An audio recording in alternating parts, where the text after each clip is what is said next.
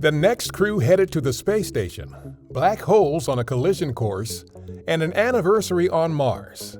A few of the stories to tell you about this week at NASA. On February 21st, the members of NASA's SpaceX Crew-6 mission arrived at our Kennedy Space Center ahead of their flight to the International Space Station.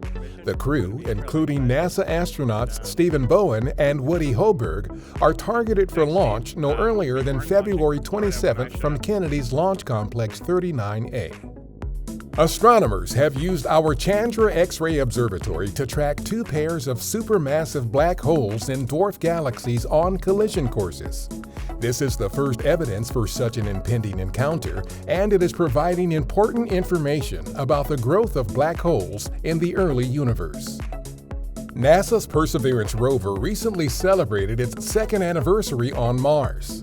Since landing in February 2021, the rover has traveled over 9 miles, collected 18 samples, and taken hundreds of thousands of images, all as part of the mission's search for signs of ancient microbial life on Mars.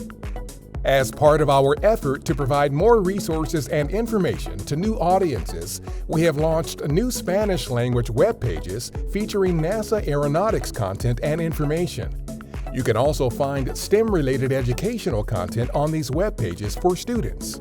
Find out more at nasa.gov/aeroes. That's nasa.gov/aeroes. That's what's up this week at NASA. For more on these and other stories, follow us on the web at nasa.gov/twan.